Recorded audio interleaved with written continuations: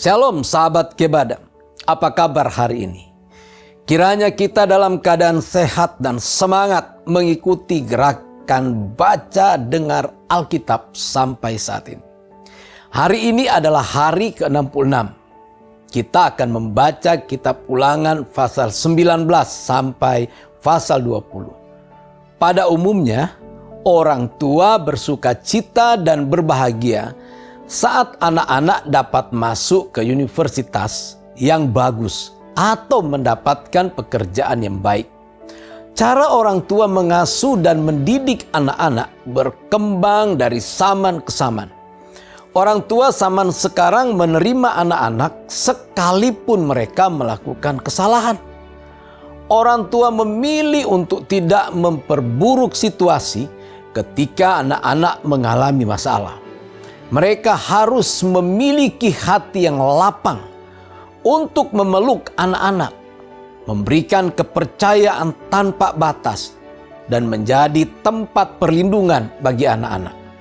Upaya-upaya seperti ini memberikan dampak positif pada anak-anak. Dalam pasal 19 menceritakan tentang kota perlindungan. Allah menyediakan 6 kota perlindungan bagi umat Israel. Seperti namanya, kota perlindungan adalah kota tempat bagi pelarian yang dibuat untuk melindungi orang-orang yang tidak sengaja membunuh orang lain. Kota perlindungan terletak di pusat wilayah tempat tinggal masing-masing suku. Hal ini bertujuan agar kota ini dapat dilihat oleh siapapun di lokasi yang dekat sehingga orang dapat melarikan diri dengan cepat. Inilah bukti perhatian dan kasih sayang Allah terhadap umatnya. Tetap ada batasan perlindungan di kota ini, yaitu bagi mereka yang merencanakan kejahatan seperti pembunuhan, hukuman yang tegas diperintahkan bagi orang yang memindahkan batas properti tetangga atau melakukan kesaksian palsu. Dengan hal ini, Allah ingin kita menjauhkan diri dari kejahatan. Pasal 20 berisi tentang saat perang melawan musuh. Israel diminta untuk tidak takut sebab Allah menyertai umatnya. Pasal ini juga bercerita tentang aturan militer, yaitu mereka yang dikecualikan dari wajib militer. Orang-orang yang masuk kategori ini antara lain mereka yang baru saja membangun rumah dan belum tinggal di sana. Mereka yang menanam kebun anggur baru dan belum memetik buahnya, atau mereka yang bertunangan. Hal ini menandakan bahwa Allah memberi banyak kebaikan dalam kehidupan supaya kita menikmati berkat-Nya. Sekarang, marilah kita membaca Ulangan pasal 19 sampai pasal 20 bersama-sama.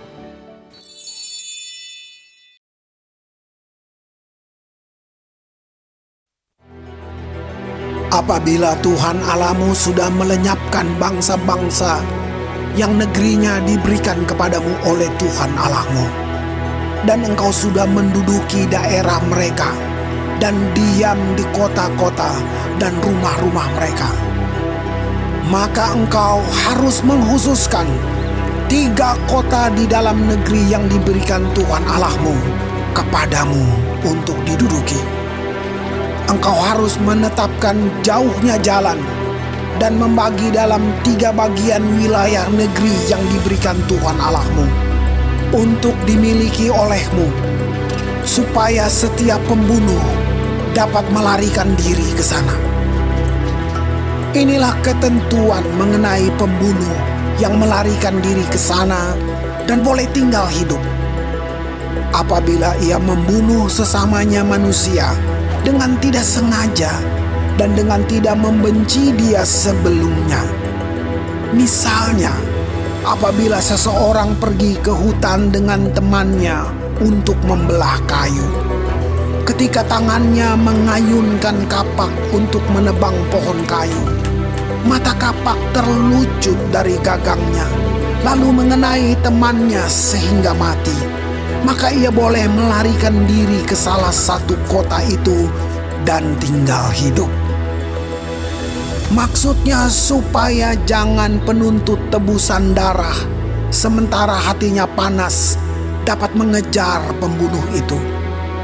Karena jauhnya perjalanan menangkapnya dan membunuhnya, padahal pembunuh itu tidak patut mendapat hukuman mati, karena ia tidak membenci dia sebelumnya. Itulah sebabnya aku memberi perintah kepadamu. Demikian, 3 kota haruslah kau khususkan. Dan jika Tuhan Allahmu sudah meluaskan daerahmu nanti, seperti yang dijanjikannya dengan sumpah kepada nenek moyangmu, dan sudah memberikan kepadamu seluruh negeri yang dikatakannya akan diberikan kepada nenek moyangmu. Apabila engkau melakukan dengan setia perintah ini yang kusampaikan kepadamu pada hari ini, dengan mengasihi Tuhan Allahmu dan dengan senantiasa hidup menurut jalan yang ditunjukkannya, maka haruslah engkau menambah 3 kota lagi kepada yang 3 itu, supaya jangan tercurah darah orang yang tidak bersalah di negeri yang diberikan Tuhan Allahmu kepadamu menjadi milikmu, dan hutang darah melekat kepadamu. Tetapi apabila seseorang membenci sesamanya manusia, dan dengan bersembunyi menantikan dia, lalu bangun menyerang dan memukul dia sehingga mati, kemudian melarikan diri ke salah satu kota itu, maka haruslah para tua-tua kotanya menyuruh mengambil dia dari sana dan menyerahkan dia kepada penuntut tebusan darah, supaya ia mati dibunuh. Janganlah engkau merasa sayang kepadanya. Demikianlah harus kau hapuskan darah orang yang tidak bersalah dari antara orang Israel, supaya baik keadaanmu. Janganlah menggeser batas tanah sesamamu yang telah ditetapkan oleh orang-orang dahulu di dalam milik pusaka yang akan kau miliki di negeri yang diberikan Tuhan Allahmu kepadamu untuk menjadi milikmu. 1 orang saksi saja tidak dapat menggugat seseorang mengenai perkara kesalahan apapun atau dosa apapun yang mungkin dilakukannya. Baru atas keterangan 2 atau 3 orang saksi, perkara itu tidak disangsikan. Apabila seorang saksi jahat menggugat seseorang untuk menduduh dia mengenai suatu pelanggaran, maka kedua orang yang mempunyai perkara itu haruslah berdiri di hadapan Tuhan, di hadapan imam-imam dan hakim-hakim yang ada pada waktu itu. Maka hakim-hakim itu harus memeriksanya baik-baik, dan apabila ternyata bahwa saksi itu seorang saksi dusta, dan bahwa ia telah memberi tuduhan dusta terhadap saudaranya, maka kamu harus memperlakukannya sebagaimana ia bermaksud memperlakukan saudaranya. Demikianlah harus kau hapuskan yang jahat itu dari tengah-tengahmu. Maka orang-orang lain akan mendengar dan menjadi takut, sehingga mereka tidak akan melakukan lagi perbuatan jahat seperti itu di tengah-tengahmu. Janganlah engkau merasa sayang kepadanya, sebab berlaku nyawa ganti nyawa, mata ganti mata, gigi ganti gigi, tangan ganti tangan, kaki ganti kaki.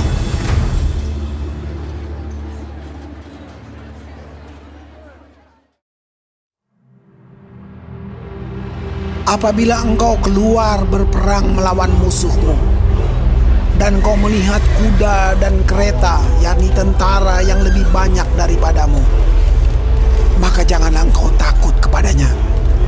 Sebab Tuhan Allahmu yang telah menuntun engkau keluar dari tanah Mesir menyertai engkau. Apabila kamu menghadapi pertempuran, maka seorang imam harus tampil ke depan dan berbicara kepada rakyat dengan berkata kepada mereka, "Dengarlah hai orang Israel, kamu sekarang menghadapi pertempuran melawan musuhmu. Janganlah lemah hatimu, janganlah takut, janganlah gentar, dan janganlah gemetar karena mereka. Sebab Tuhan Allahmu, Dialah yang berjalan menyertai kamu untuk berperang bagimu melawan musuhmu, dengan maksud memberikan kemenangan kepadamu." Para pengatur pasukan haruslah berbicara kepada tentara demikian, "Siapakah orang yang telah mendirikan rumah baru, tetapi belum menempatinya? Ia boleh pergi dan pulang ke rumahnya, supaya jangan ia mati dalam pertempuran dan orang lain yang menempatinya. Dan siapa telah membuat kebun anggur, tetapi belum mengecap hasilnya, ia boleh pergi dan pulang ke rumahnya, supaya jangan ia mati dalam pertempuran dan orang lain yang mengecap hasilnya. Dan siapa telah bertunangan dengan seorang perempuan, tetapi belum mengawininya, ia boleh pergi dan pulang ke rumahnya, supaya jangan ia mati dalam pertempuran dan orang lain yang mengawininya." Lagi para pengatur pasukan itu harus berbicara kepada tentara demikian, "Siapa takut dan lemah hati, ia boleh pergi dan pulang ke rumahnya, supaya hati saudara-saudaranya jangan tawar seperti hatinya." Apabila para pengatur pasukan selesai berbicara kepada tentara, maka haruslah ditunjuk kepala-kepala pasukan untuk mengepalai tentara.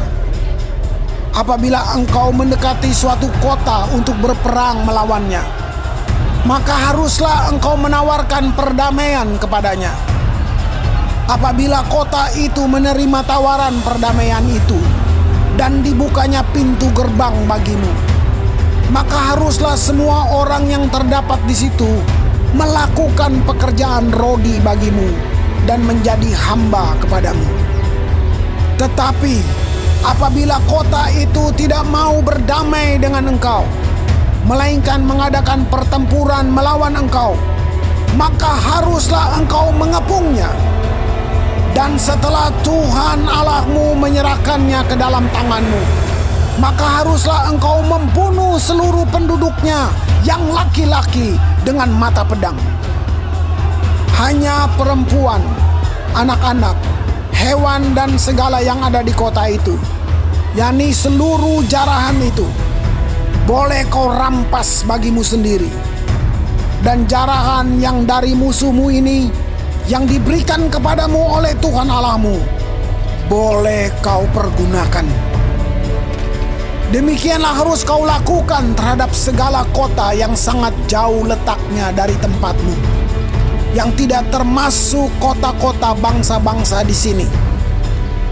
Tetapi dari kota-kota bangsa-bangsa itu yang diberikan Tuhan Allahmu kepadamu menjadi milik pusakamu, janganlah kau biarkan hidup apapun yang bernafas, melainkan kau tumpas sama sekali, yakni orang Het, orang Amori, orang Kanaan, orang Feris, orang Hewi, dan orang Yebus, seperti yang diperintahkan kepadamu oleh Tuhan Allahmu, supaya mereka jangan mengajar kamu berbuat sesuai dengan segala kekejian yang dilakukan mereka bagi Allah mereka, sehingga kamu berbuat dosa kepada Tuhan Allahmu. Apabila dalam memerangi suatu kota, engkau lama mengepungnya untuk direbut, maka tidak boleh engkau merusakkan pohon-pohon sekelilingnya dengan mengayunkan kapak kepadanya. Buahnya boleh kau makan, tetapi batangnya janganlah kau tebang, sebab pohon yang di padang itu bukan manusia, jadi tidak patut ikut kau kepung.